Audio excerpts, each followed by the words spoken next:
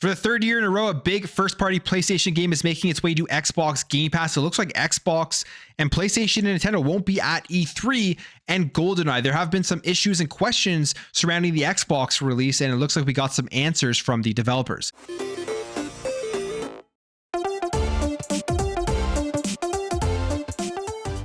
All right, let's talk some Goldeneye. Goldeneye 007 finally released the remaster of it, and I jumped into it. The controls, it makes the game far more playable than playing it on the N64. Like, I think back, that game is pure nostalgia. That's the only reason, in my opinion, why people think it is so good right now. Right now, it's not a great game. You go back, you think about playing it on the N64. It was great back then because it was like one of the only first-person multiplayer style shooters that we really had in that generation of gaming, and it was great for what it was. But playing with the N64 control was a pain in the ass, and if you were to jump in right now, play with the N64 control, you probably would have zero fun. At least with this remaster, you get the dual analog sticks, and it just feels better. But the game itself, I just don't think it is aged well whatsoever. I don't think it's that great anymore. I did try it though for a little bit, and my opinion confirmed itself. It just wasn't that fun for me, but I will probably still go back and try to play through it. One of the things that was really annoying, it made no sense with this game, at least from a consumer's perspective, as to why the IP owners, Xbox, because Rare is an Xbox Game Studios, couldn't get multiplayer onto the Xbox version of the game, but were able to put it on the Nintendo Switch Online version of the game. And people asked them this, and the developers Code Mystics actually responded. And the person asked, do you think we'll see multiplayer added on the Xbox? And they say, we'd be excited to get the chance, but it's not our call. So something is happening in the background that is holding back this game from a legal perspective, from a business perspective on the Xbox and Nintendo side of things.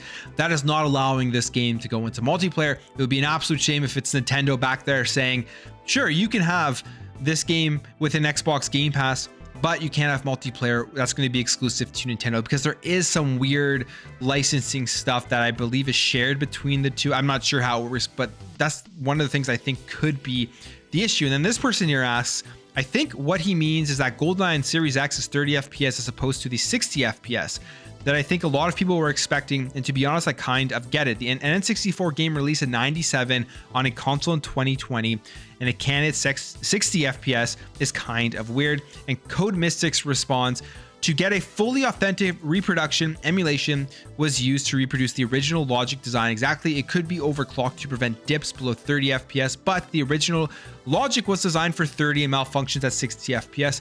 Emulation accuracy can be a double-edged sword. So there you have it. Two things that you potentially were wondering about 60 FPS and then the online.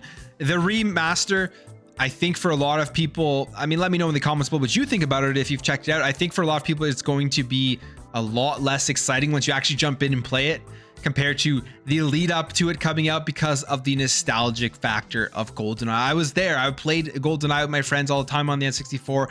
It was huge. It was a lot of fun back then. It just doesn't really hold up today. All right, jumping over here to MLB The Show, another year and another MLB The Show coming on to Xbox Game Pass day one. So they announced the cover athlete, it's Jazz Chisholm Jr., and then they also had an Xbox Wire post, and they say here that it is available day one with Xbox Game Pass. And what's awesome about this is that we've had this now since MLB The Show 21, which is something that I think blew a lot of people away, that this was a first-party PlayStation game getting launched into their direct competitor subscription service, whereas if you're on PlayStation, you have to still pay full price for it. What will be the most interesting thing to see here is with the PlayStation Plus stuff, the new tiers, they could now easily put this game into the PlayStation Plus tiers. They didn't do it last year. People were wondering why wouldn't they do it since it's on Xbox Game Pass, and we'll see if they do it this year. I think that they should do it. I mean, it's one of those things where PlayStation has said, we're not putting our first party games into subscription services because it breaks the virtuous cycle. And what we're doing right now by releasing games full price has been working for us. And I think at some point they are going to be putting their first party games into this subscription service.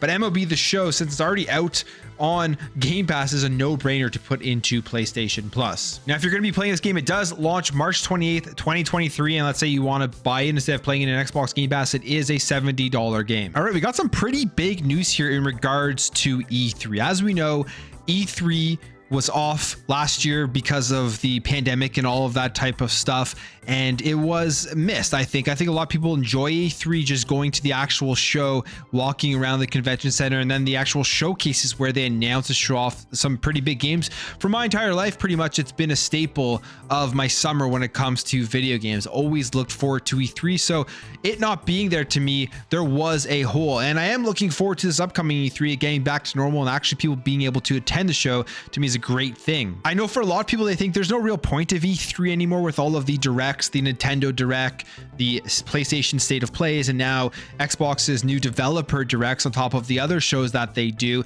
They could just do all their announcements within there. I just think it's pretty cool that the entire industry gets together at one show, and it looks like that really isn't going to be the case anymore. E3 is going to be about those third-party publishers, indies, all that type of stuff, as the big three seemingly are going to be out of E3 2023. Now, this comes exclusive to an IGN report where they're saying here, IGN has heard multiple knowledgeable sources that Xbox, Sony, and Nintendo won't be part of E3 2023 or have a presence on the Los Angeles Convention Center show floor. Now, honestly, for Sony and Nintendo, I'm not that surprised. They've been doing their directs and stuff, and it seems like they've just been kind of distancing themselves from these major shows.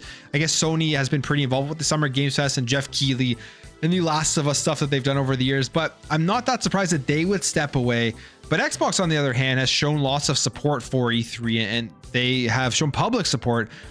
That them stepping away from E3, to me, is a surprise. If you remember stuff that Phil Spencer says, he says stuff like this: E3 is just, to me, one of the seminal moments of gaming. I love the history of going down to LA, thousands of people there getting to see great new things, getting to see people in the industry, the fan events that we've had. I definitely want that to continue.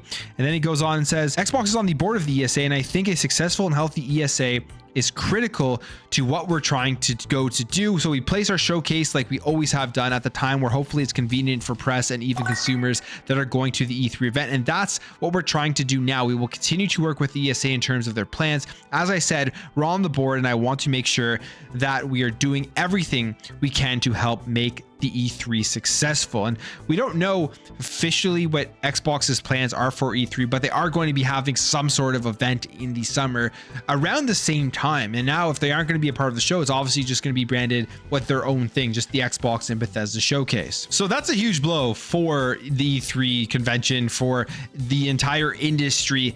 It really is going to make this event, I think, a lot less popular for most people, especially people who specifically are out there covering either Sony, Nintendo, or Xbox. They're just going to go ahead and probably skip this event altogether and just focus on the individual branded shows from each one of those companies. I'm sure there'll still be great stuff there, and Xbox is seemingly still going to be having an event around the same time. It just is not going to be branded as an E3 showcase. That's from what I'm understanding by reading this. But at the end of the day, that's a huge blow. We'll see what happens with E3. Maybe this is the last year.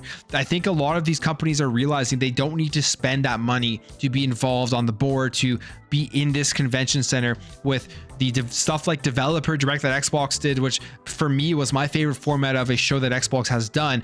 They can continue to do stuff like that at a much cheaper cost and just save money and put that into other parts of the business. That's what I'm assuming a lot of these companies are seeing with these big types of conventions. And it isn't just about the showcase. The main thing here that they would be skipping would be actually having their booths out there on the show floor where you can go and try games before the release, try demos. I think that's the most fun part for most people when they go to these events, is actually being able to play games before anyone else out there gets to play them. So not having booths there, you're not going to be able to check out any of the big first party Xbox, PlayStation, or Nintendo games. But that's it for me, guys. What are your thoughts on MLB The Show, Xbox specifically not being at E3 if this rumor or if this report seemingly ends up being true? And what do you think about Goldeneye, the remaster? Have you played it? Do you like it? Do you want to see multiplayer added in there? Would that bring you back to trying it out? If you enjoyed this video, hit that thumbs up button. If you're new here, you liked what you saw, consider hitting that subscribe button. Thank you for watching. Thank you for your support, and I'll catch you in the next video.